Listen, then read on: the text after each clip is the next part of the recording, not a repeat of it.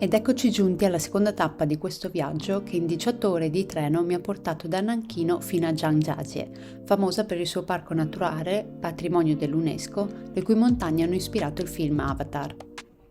Dalla stazione che si trova in centro città ho preso un bus che mi ha portato in circa 40 minuti a un distretto della città chiamato Wulingyuan, che sta esattamente accanto al parco, per cui se volete soggiornare in questo parco vi consiglio di alloggiare in questa zona per evitare ulteriori trasporti inutili e dove potrete anche assaggiare del cibo tipico della regione. Il parco è diviso in 4 zone, io ne ho visitate 2 che sono le più famose e si trattano della zona del monte Tianzi e la zona delle montagne che hanno ispirato il film Avatar, che si chiama Yuanjiajie. Il biglietto in bassa stagione costa 147 yuan ed è valido per 4 giorni ed include tutti i bus all'interno del parco, che bisogna utilizzare per spostarsi da una zona all'altra perché il parco è molto grande. La prima zona che ho visitato è stata quella del Tianzi Mountain, dove sono arrivata all'ingresso del parco, da cui ho preso il primo bus gratuito che mi ha portato fino alla funicolare, che ho dovuto pagare extra 72 yuan per salire, per arrivare in cima alla montagna, risparmiando così le forze, e ho visitato poi la zona e ho deciso poi di scendere a piedi fino a raggiungere il parcheggio del bus che mi avrebbe riportato all'ingresso del parco.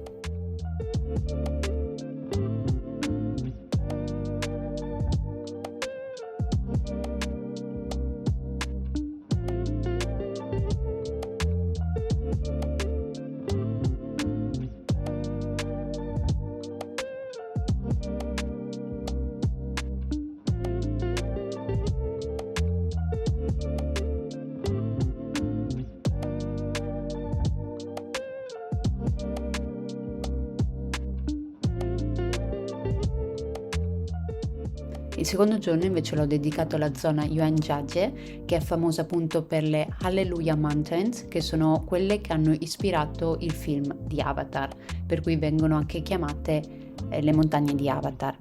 Per raggiungere questa seconda zona ho di nuovo raggiunto l'ingresso del parco, da cui ho preso il bus gratuito che mi ha portato fino all'ascensore, e si tratta dell'ascensore più alto esterno, più alto al mondo, che ho pagato extra 65 yuan per portarmi fino in cima, da cui ho visto la zona delle montagne. Ho camminato lungo la zona fino a raggiungere, sono scesa a piedi fino a raggiungere il fiume, questa zona chiamata Golden Whip Stream, che ho percorso fino a raggiungere nuovamente il parcheggio del bus che mi ha portato di nuovo all'ingresso del parco.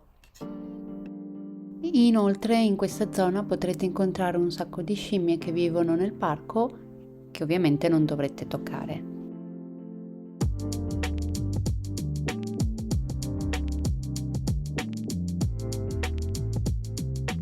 Mi attaccheranno? Sopravviverò? Oh Gesù! Oh Gesù!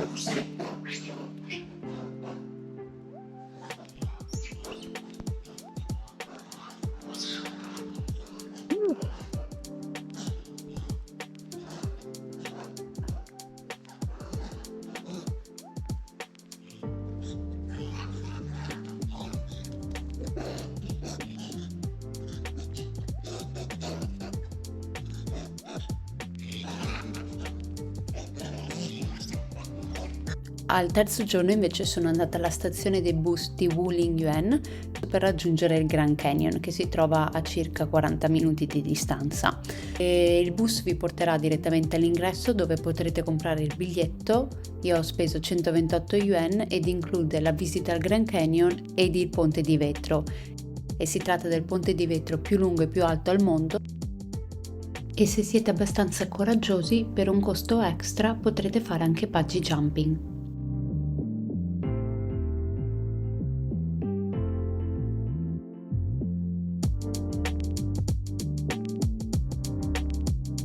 Ho poi deciso di camminare lungo il Grand Canyon e camminare sopra le sue passerelle in vetro fino poi a raggiungere di nuovo l'ingresso.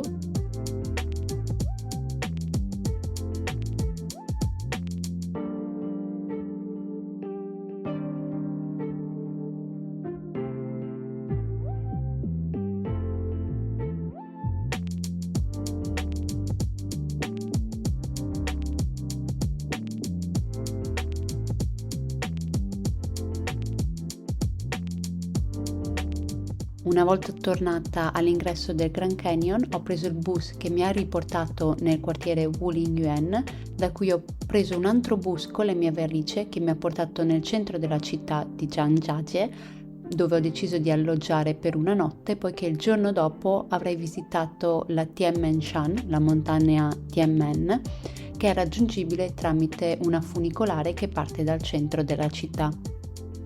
Il biglietto in bassa stagione, che include l'andata e il ritorno in funicolare, mi è costato 275 yuan.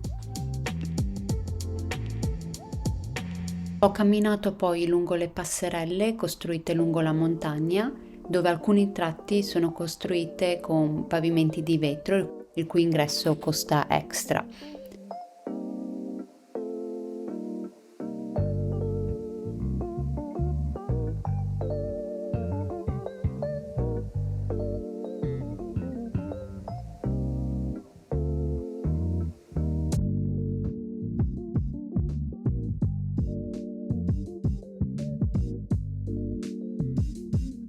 La montagna è famosa soprattutto per il suo arco naturale, chiamata la Porta del Paradiso, che è raggiungibile tramite una scalinata formata da 999 gradini che si chiama le Scale del Paradiso, così come per la strada che bisogna percorrere per raggiungere la montagna, che è lunga circa 11 km e si snoda attraverso 99 tornanti, per cui se soffrite di mal d'auto potrebbe essere pericoloso.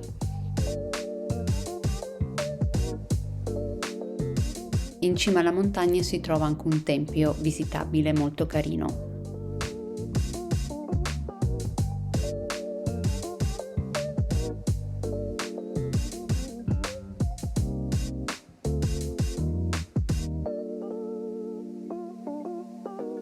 Il tardo pomeriggio ho deciso di prendere un treno per andare a Furong, una cittadina poco distante famosa per la sua città antica costruita su delle cascate. L'ingresso alla città è costato 108 yuan.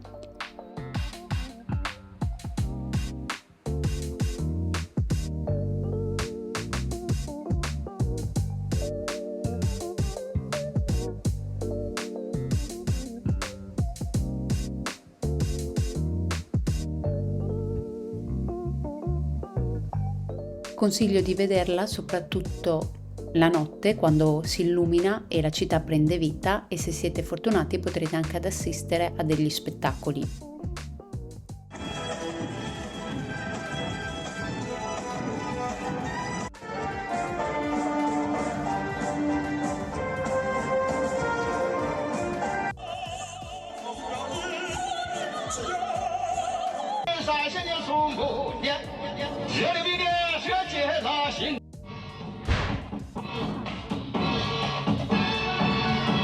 Il giorno dopo sono partita sempre in treno per raggiungere Fenghuang, altra cittadina storica che è famosa per le sue costruzioni su palafitte.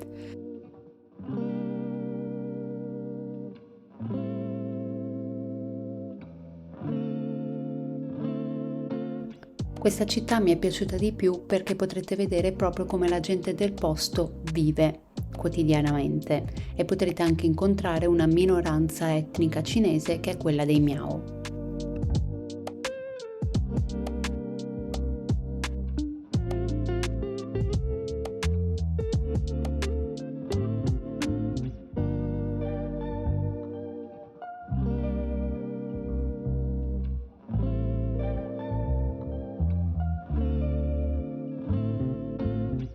Quando sono andata io il fiume era in manutenzione, per cui l'acqua, anziché avere il suo colorito azzurro, era marrone, però la città aveva fascino comunque.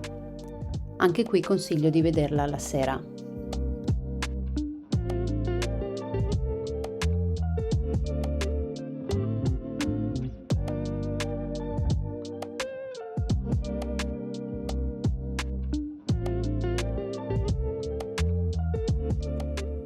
E si conclude così la mia seconda tappa in giro per la Cina, ma non perdetevi la terza, dove raggiungeremo Chongqing, che è la città più popolosa non solo della Cina, ma dell'intero mondo.